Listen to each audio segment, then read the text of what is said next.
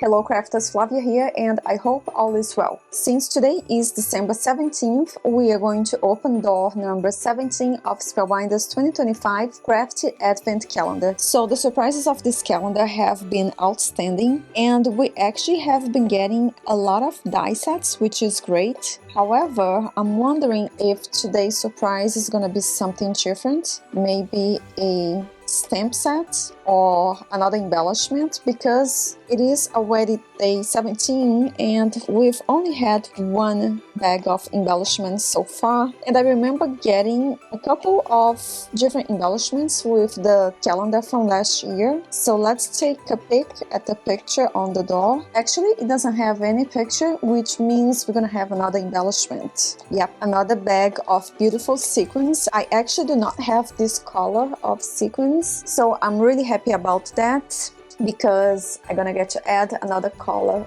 for my collection. So what I like to do whenever I buy new embellishment is transfer them to these clear storage containers. They come in bigger sizes, which is what I need for this amount. However, I don't have the bigger size, so I'm gonna use two of the smallest one. So to make it easier for me to transfer these sequins to the storage container, I first like to transfer them to this triangle tray because it has really sharp edges, and by doing so it will make it easier for me to transfer these sequins to these containers without peeling them. So here is a closer look. Love this color, it's very elegant. So as I mentioned the last time we got a bag of embellishments, these sequins are perfect for making shaker cards, which is what I'm going to be doing today because I actually haven't done a shaker card in a while. So today's note card is going to be top folding A2 size. So this is my card base, and at the front of this note card my plan is to adhere this panel that I cut from Spellbinders Forest cardstock. So to do the shaker card, we need to cut out a window from this front panel, and you can use any shape of die plate that you already have that will cut out a large solid piece. Today I am going to use one of these plates included in the Spellbinders Essential Arches die set. This set comes with 16 metal plates in different sizes, and I am going to use this plate to cut out an arched window from this panel. So to cut out this window, I'm using my electric die cutting machine, and since this platform is magnetic, there is no need to add tape to hold the plate in place. So I'm gonna try my best to center this metal plate before I run it through my die cutting machine. So here is the panel, and this piece with the cutout is what we're gonna glue to the front of the note card. So if you want the white to show, then this is fine. However, I want it to be just one color. So before we move on to the next step, which is to finish creating the shaker window, I will go ahead and use these magnets to hold the cardstock and this panel in place, so I can glue this panel to the white note card. So this panel is not glued at all to my note card. I only position it over the cardstock so I can use it as a guide to help me center this panel. To adhere this panel to the white note card, I'm gonna use liquid glue. And once I have the arched panel glued in place, I will go ahead and remove the panel with the cutout. So now I am going to set this aside and work on my shaker window. So to create the shaker window, we need to flip this panel, and in the back I am going to adhere a piece of clear acetate. If you don't have clear acetate, you can actually use any clear plastic. So just go over the packagings that you have and see if you can find anything that you can recycle if you don't have clear acetate. Okay, so I did trim down this panel, so this clear acetate is slightly smaller than my green panel. Now I am going to adhere this piece of acetate to the back of my front panel using liquid glue, and when using glue to adhere the clear acetate, try to avoid having it oozing out to the section that is going to show at the front, so you don't have to waste your time later trying to clean up the clear acetate. So I'm going to use these magnets to hold this down in place as the glue dries.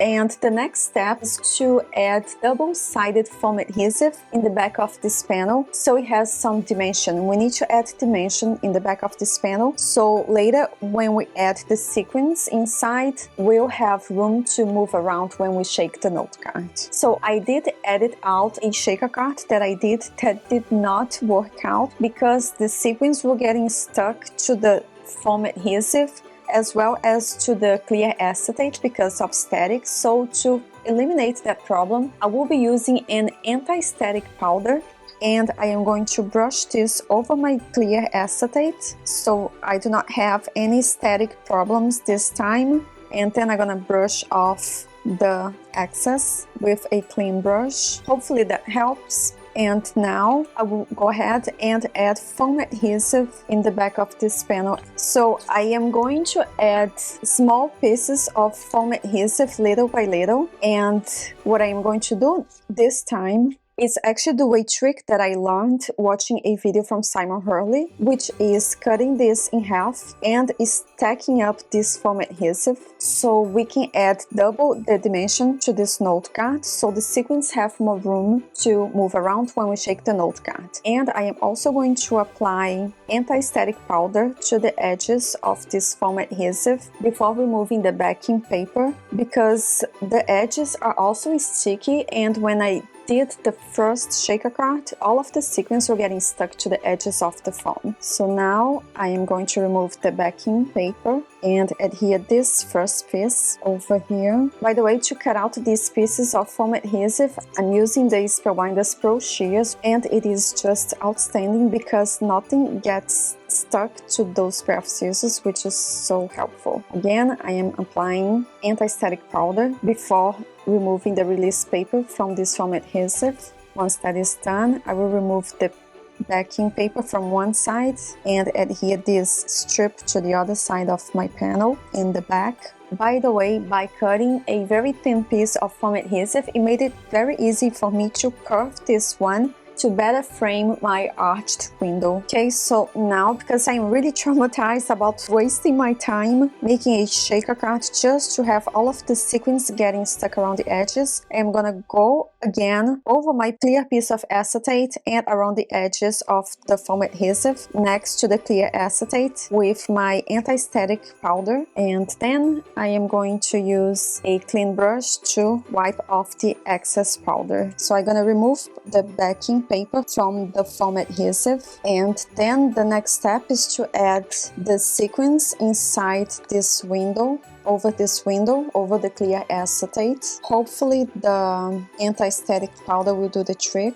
And now we need to glue this to the front of the note card, which is this one. So my trick for doing so is by placing the note card on the corner of my scoring board. So this is all the way up against the edge, and no, actually this is what I usually do when I adhere a regular panel. I place the note card down on the corner and then I adhere the panel over. However, today we're gonna do the opposite because it's a shaker window. So I am going to first place the panel on the corner of my scoring board, and then I'm gonna flip this note card over and adhere it to the panel.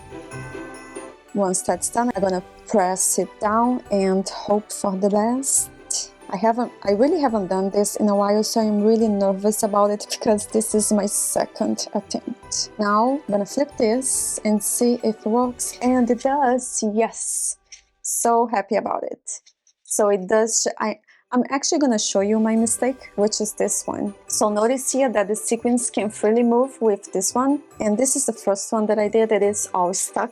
And that is because I didn't double the foam adhesive so I could have extra dimension and more room for the sequins to move around. And I did not use the anti-static powder, so they are all getting stuck to the front of this note card. So when I have the time, I'm going to undo this note card and save all of these sequins. So moving on, the next step is to wipe off the front of this note card and begin decorating it. I am so happy it works. I'm so thankful for Simon Hurley's video. I'm actually going to add a link to his video where he shares lots of tricks for creating shaker cards in case you're interested, and these 2 tips saved my day. So now, as usual, before I decorate this note card, I am going to add 2 panels inside that I cut to 5¼ by 4 inches, and this is gonna help make this note card feel heavier so it stands nicely on display. However, this step is definitely optional,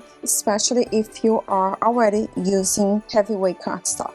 So now we can begin decorating this note card, and to do so I am actually going to use some die cuts that I have ready to go. So in these containers I keep all of the Christmas themed die cut pieces. I used many different die sets to cut out these pieces, and I did so a long time ago, but I think that most of the sets that I used were from Spellbinders.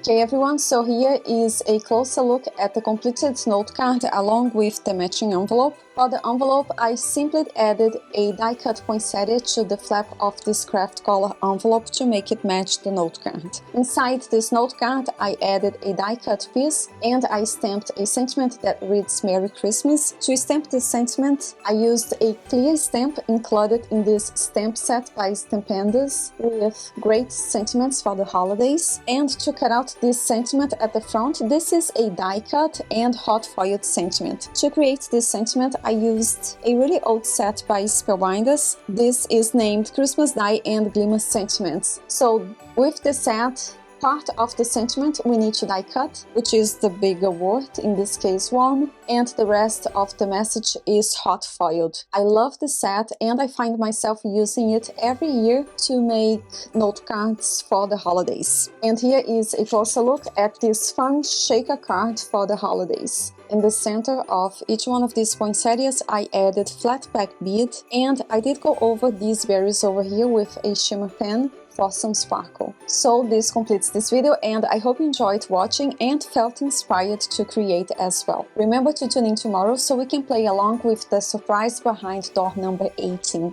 Have a wonderful day and happy crafting!